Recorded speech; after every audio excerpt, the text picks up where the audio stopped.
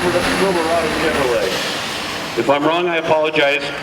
I think you're right. I thought I saw a bow tie, not a GMC on it, so I think we're good to go.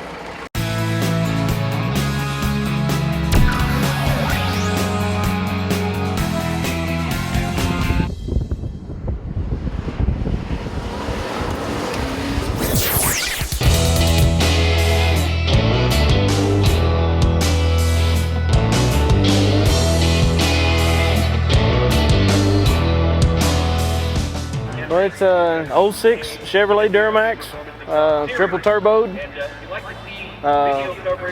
So tell me about the turbos. I mean, this is kind of, we don't see this very often, the triple turbo. Right, it's got, it runs two Borg Warner S480s, and then it runs a Garrett GT45 in the valley. Okay. So what's the approximate power, It's approximate about 1,500 horse. And do you know any idea about the torque? Yeah, 2,000 plus.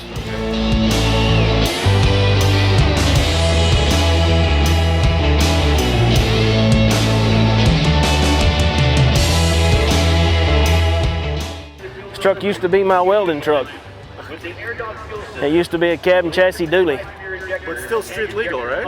Yeah, well, kind of. No? Kind of, sort of, maybe, if you wanted it to be. I'd have to take the horns out and put the lights back in it, but. Okay. And what kind of times do you run, or do you expect to run here? I expect to run probably high nines, mid nines maybe. I've run 937 before. I've run that in California, first race of this year in Bakersfield. Some people out there that had to listen to us all last night, but I am here for the whole deal. All right, we resume. And it is Mike Geiser from Milliken, Colorado versus Wade Minter, one of the racing legends in diesel drag racing.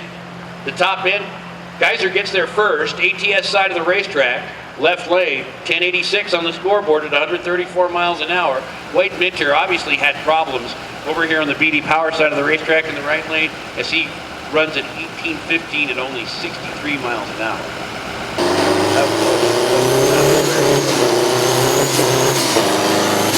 I just love this rig coming up in the left-hand lane on the ATS side of the racetrack. Anytime you can bring the big hardware to the game, it's a good thing. So this is a 1987 Freightliner Classic. It's got a setback front axle for tighter turning radius. Okay. No, it's got a 300 big cam Cummins. They painted it red, kind of looked like a newer ISX, but put a straight pipe off the turbo. The boys at the shop repainted it. They worked hard the last couple nights. They got permission to do it, and they wanted to do it upright, kind of in a tribute to Mark Cardenas and Marty Wilson. They're no longer with us, so that's kind of the reason of the truck. But that's why they put it together, kind of in memory of those guys. But got a great crew. They put it together. We're with RMS Cranes here in Denver. Thought we'd bring it out and have some fun. It's just, it was a working truck, it was a yard truck, and we used it every day until now. Now it's a race truck, obviously. And you can still use it, right? Still can, yeah. It's got the fifth wheel and pogo stick, everything. We still hook up to a trailer right now. All right. So. And you've never taken a semi down the quarter mile? We haven't, no. Okay. So what do you think it'll do? Or how many gears are you going to go through, do you think? Probably just half of them, the top half. Okay. You got there's a splitter in these trucks, so you got lower gears and higher gears, so we're going to start in the higher side. But I'm guessing around 1920. I think we could actually get down the track faster than everybody thinks. Yeah. So, all right, thanks. Be a lot of noise, a lot of smoke. It'll be fun. Okay, thanks for your time. Okay. That was probably bright place. Hey, another semi-truck, cool. Got a 10-wheeler on the track right now. See how it stacks up. Oh, man. Well, the street truck is going to get to the finish line first. BD Power side, that's the right lane. He'll stop the timers at the end of the quarter mile at 18:10 and 80 miles an hour. Semi covers the ATS side, the quarter mile on the left lane at a 21:72 at 67 miles an hour.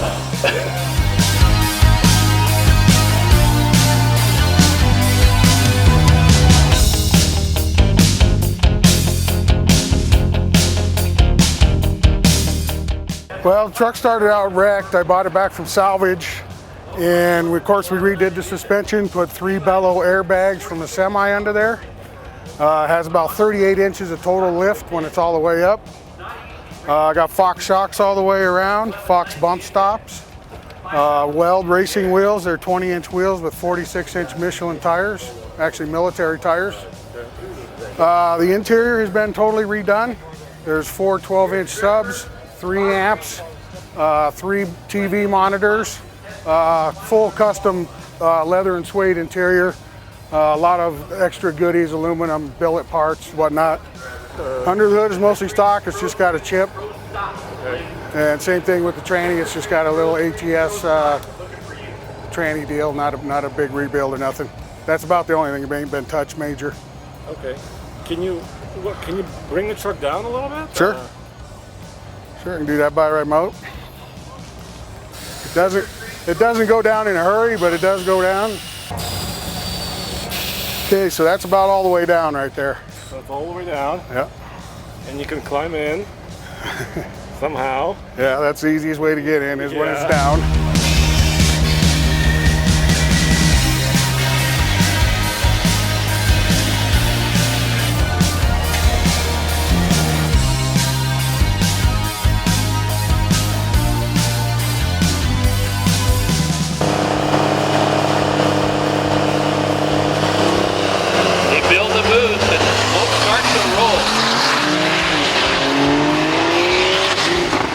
This truck is a 6.7 Cummins. It's a 2007 Dodge Ram 2500. When I bought it, it was the cheapest truck that I could find, actually in the state of Kentucky.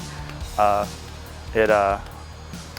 bought it because my daily driver, it actually was going fast enough for my daily driver that I needed to put a roll bar in it, and I refused to take a Laramie truck and throw a roll bar in it, so I bought this thing and kind of ripped everything off of it and started over. And been racing it for 3 years and finally got it to go somewhere. So tell me about the motor. What do you have in this truck? This is a 6.7 Cummins. It's actually the original block that came in the motor, or that came in the truck. So original block, original crank. We put R&R rods in it, 14 mil main studs. It's roughly 1,290 horsepower to the back tires by trap speed. If you look at my ET, it's about 1,215 horsepower. So I'm gonna guess somewhere in the middle. We've had it on chassis dyno before.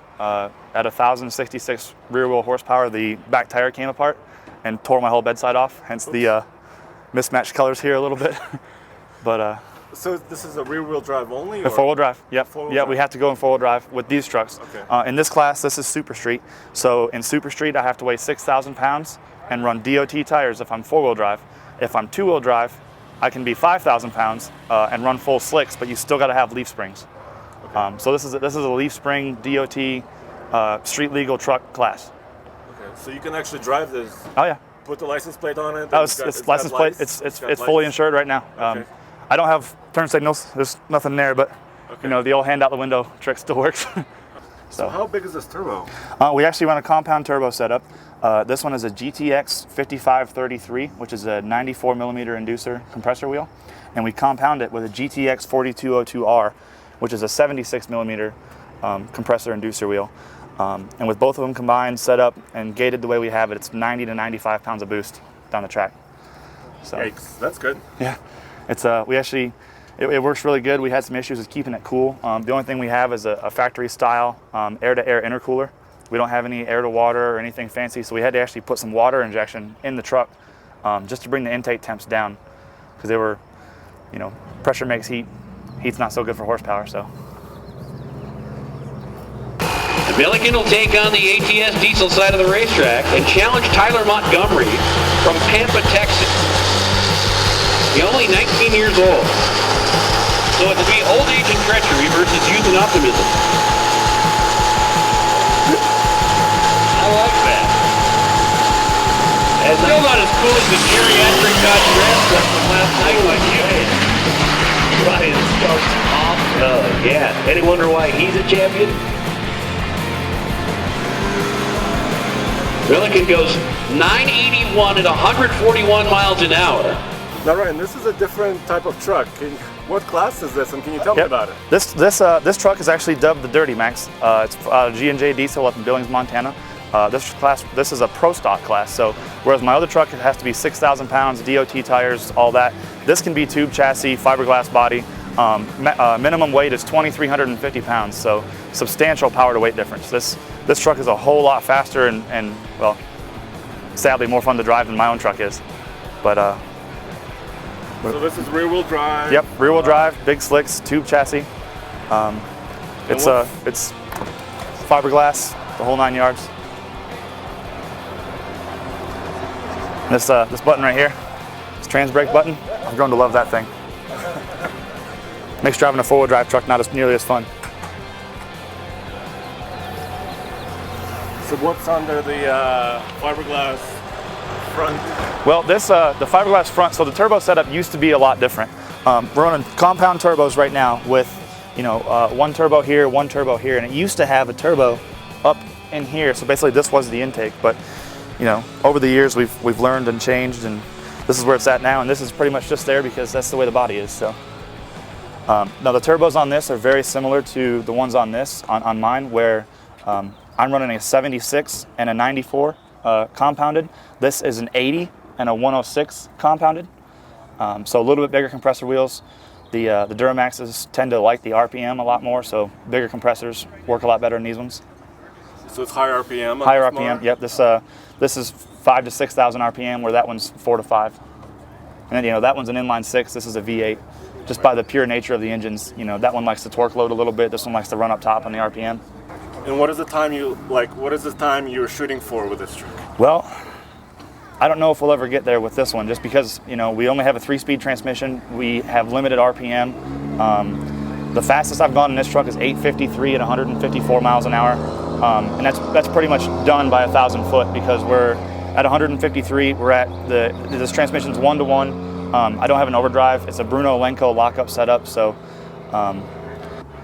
it does 120, 60 foots, low 5s and the 8s, and then the truck just kind of falls on its face because I'm just fresh out of gear. 67, talk about finish, pickup truck. I like that.